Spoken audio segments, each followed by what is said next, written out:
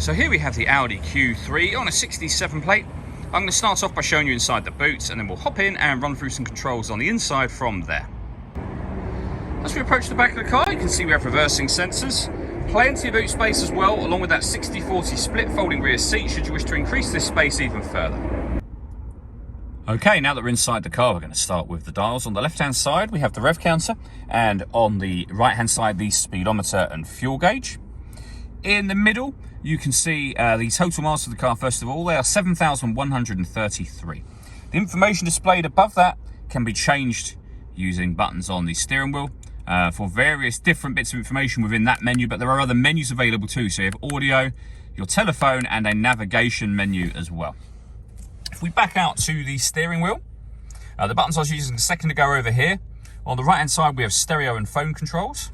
Just behind the steering wheel, the minus and plus pedal is so that you can change gear manually with this automatic gearbox. Underneath, we have cruise control just there.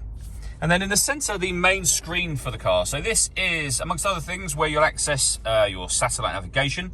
There is a full video showing how the sat-nav works on both our website and on our YouTube channel as well, if you wish to check those out.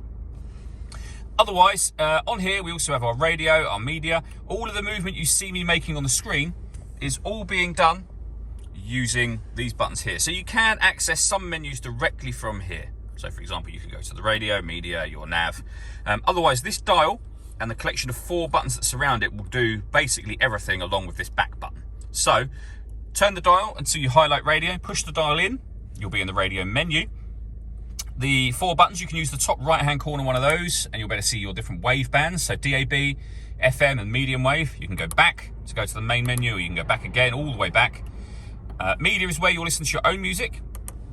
And again, we have a few ways in which we can do that. So we've got an SD memory card input, CD player, Audi's multimedia interface, and you can stream your music wirelessly via Bluetooth audio as well. So plenty of ways to listen to your music in this car, and you pair your phone just there under the telephone heading.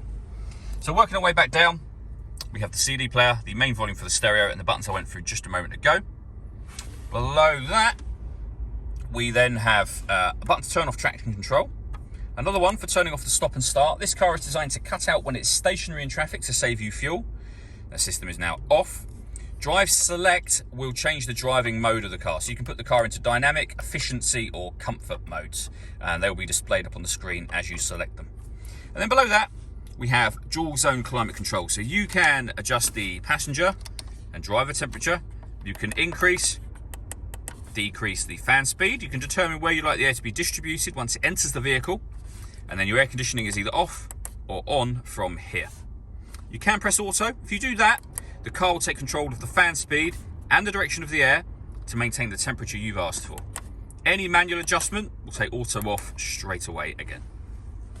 We then have the gear lever for the fully automatic gearbox, along with an electronic handbrake and a 12-volt charging socket. All that leaves me to say is thank you for taking the time to watch this video. If you'd like to come and see the car in person and have a test drive, please feel free to call any of our MJA sites. We'd love to hear from you soon.